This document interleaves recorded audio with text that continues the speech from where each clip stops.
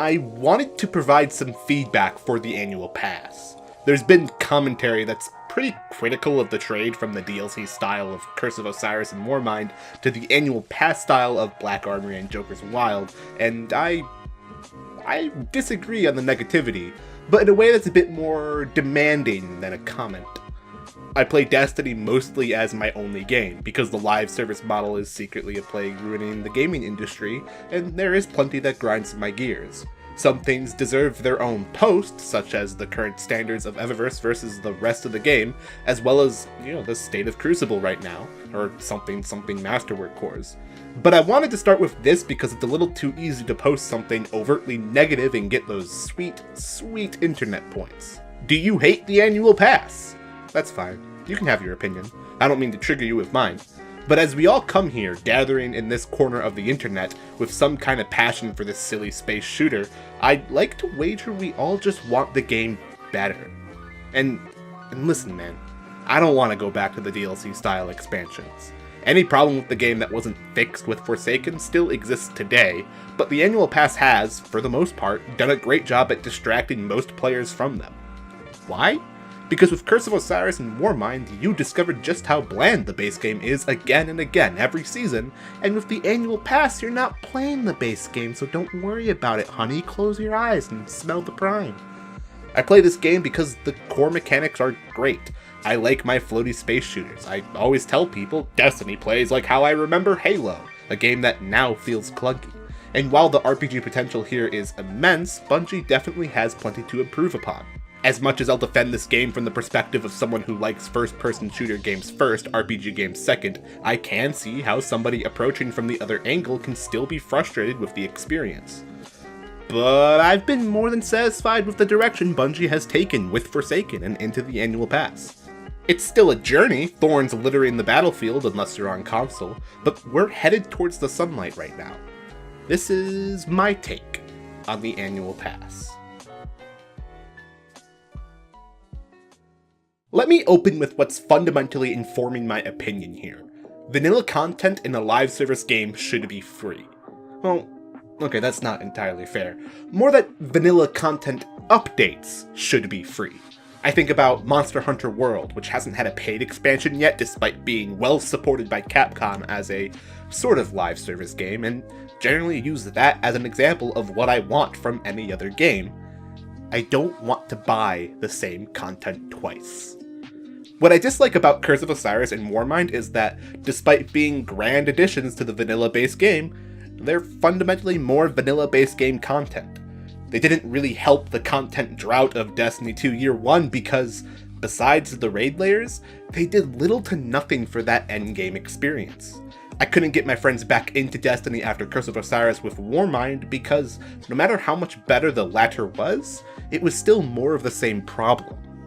Black Armory and Joker's Wild, however, have added more engagement with the endgame. They offer gameplay loops after vanilla content has been consumed, unique activities that vanilla content lacks, and offer players agency in what rewards they want to chase. Whenever me and my friends get online to play, there's always something to do, always something to chase after, and always something fun to just play. Granted, they did little to nothing to improve on the vanilla content of the game, but that's not what they were selling, and that's not what I want to buy. If you were offered the choice between more vanilla content but no endgame content, and new endgame content but no more vanilla content, why would you choose vanilla? If you're looking for a reason to keep playing a game after running the vanilla content dry, would more of the same actually satisfy you? And more importantly, why isn't keeping vanilla content fresh an assumed conceit by the game developer for purchasing their live service game? As for the content itself, as unique endgame activity loops with player agency built in, they're grand. They're focused on sets of players, that's for sure, but in doing so, the content provided is of much better quality than anything that came in year one. I remember being put off by Black Armory for just coming across as Public Events Plus, and loading screens will be the death of me on console, but I'm still looking forward to grinding out a couple weapon frames week after week looking for some God of War weapons. And Gambit Prime not only offers a reasonable gameplay loop for anybody looking for enhanced armor, but it also is a game mode worth playing in and of itself. I recognize that neither activity is generalized enough to be appealing to every single Destiny player. I don't like Black Armory that much, and you probably don't like Joker's Wild that much. But endgame content is what this game needs, and I'd rather folk be upset that the curated content isn't for them, rather than upset because the vanilla content is bland. And most importantly, they've been worth the price. Each expansion this year is roughly $12, given the price of the annual pass, and the depth and quality of content offered by both seasons has been more than their asking price, in my opinion. They're new activities, each with at least dozens of hours of gameplay potential behind them, on top of the hundreds of hours Destiny already has effectively ran with me. Content from the annual pass is what I do now, and most complaints about the state of the game I have right now during the annual pass is about stagnating vanilla content, which only hurts the game insofar as being better than most of the game available. Though with all of that said, Bungie, please stop selling Eververse ornaments at $10. That's basically almost the full price of a season worth of content. Come on. As far as the price is concerned, though, I don't see any good reason for asking to pay for all of Year 2 DLC up front. There are plenty of folk upset about being denied the agency as a consumer to choose whether or not they want a particular expansion. And in this current gaming environment, players rightfully appreciate the discretion to wait for reviews and make an informed choice. There is a bad reason for asking to pay up front, and that's a lot of the fear of missing out design going on in the game. I do argue that the paid content is void of any exclusive time limit nonsense, while the free content is what's been exploiting the design, but all in all, it's still creating an environment where players feel rushed and abused. If they don't play the content now, they don't get to play it at all. If the intent of the annual pass is to guarantee a certain threshold of revenue to fund future expansions of the game, I don't understand why the game just doesn't commit to a subscription model. Is that the difference between an MMO and an MMO Lite? What I do know is, since the goal is to guarantee a certain threshold of revenue to fund future expansions, I'm more than willing to pay a $10 subscription into Destiny for monthly Destiny content to look forward to as an optional alternative to any expansion model proposed thus far, providing me both the regular expansions as well as some additional nonsense on top. Specifically, I'm willing to pay into an optional subscription on the bet that other dedicated players like me would also, on the grounds that expansions would otherwise offer other consumers the discretion to choose whether or not they want to purchase them. Something for committed players to both commit to and be compensated for, while providing players seeking discretion the space and comfort to do so. Which, to be clear, is me saying I'm willing to pay for $120 worth of content, not $120 for $80 worth of content. Also, I still want that all black shader. Or just a bright gold shader. About the new content itself, I do feel both Black Armory and Joker's Wild provide excellent gameplay and content, but you can find glaring issues in either by the particular design of the other. Joker's Wild has hardly any integration with the Destiny universe at large, mostly funneling players into Reckoning and Gambit Prime, as well as denying that aggressive focus players had in farming particular drops.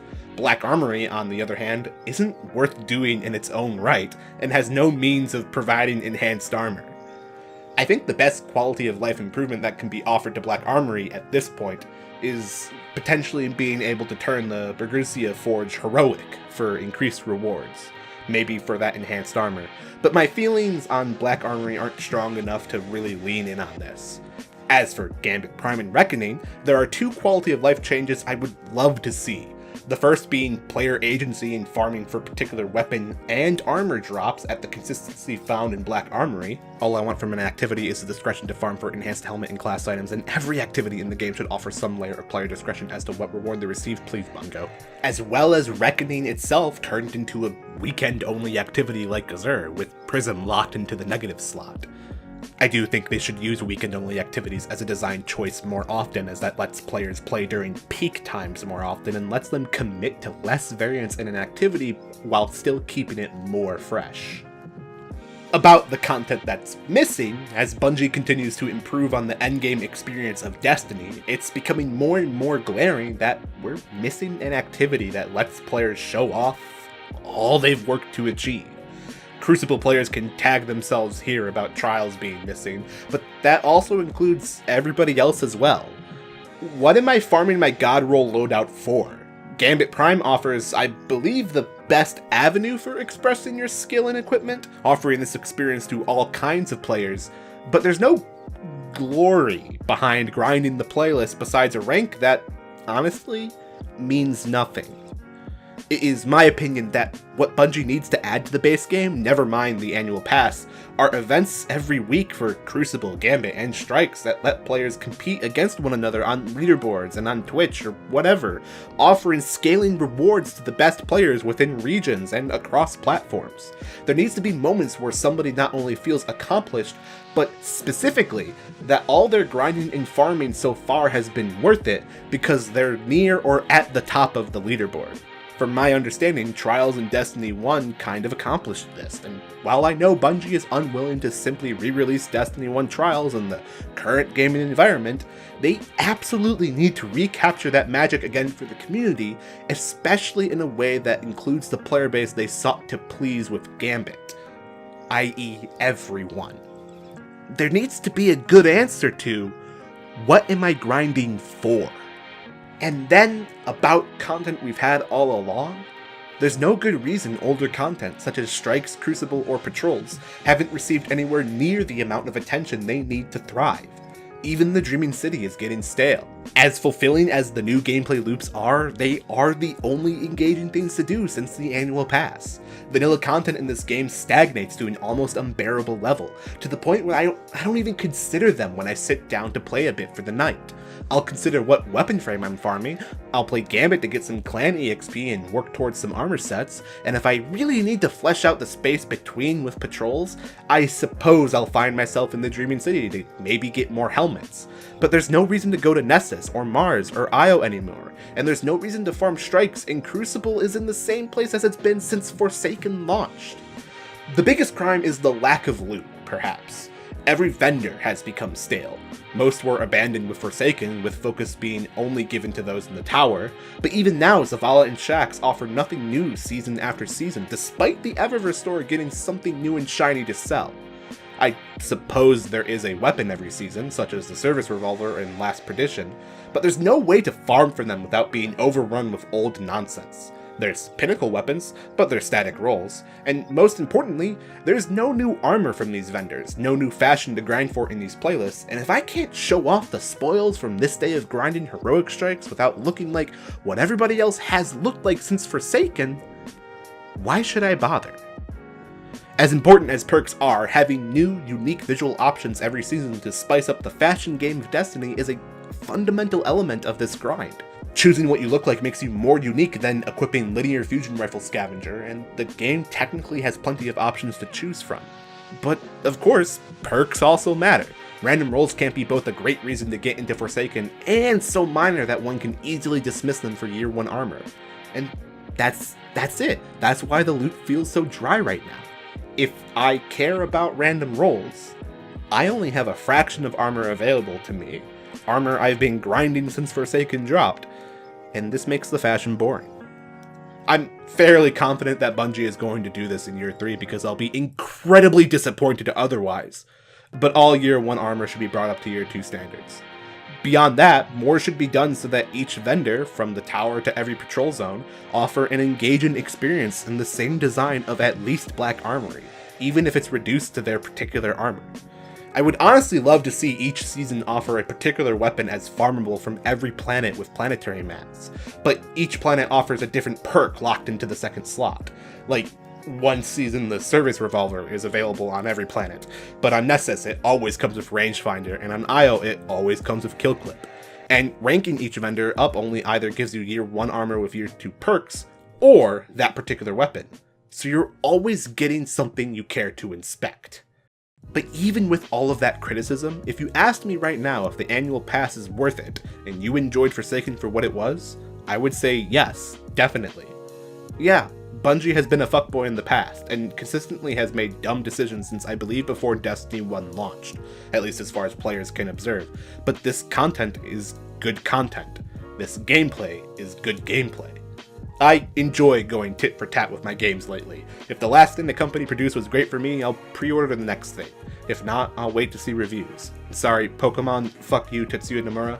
Besides, voting with your wallet about circumstances beyond the quality of a product does not work so long as there are assholes like me who are apathetic to the issues you're voting on, never mind those who disagree with you, and companies know this. If you enjoy it, buy it. If you don't. There's still plenty more to talk about. Each individual negative point above can probably be its own post about just how deep the garbage goes, and again, there's plenty like Crucible or Eververse to really dig in our heels about and point fire at Bungie for. Heaven knows I could spend the next half hour talking about nonsense like that. Again, how much was the tournament? But at the end of the day, look, I enjoy this game. I look forward to the events, and I have fun with it. The gameplay is good. Make it better, but keep making it. That's it.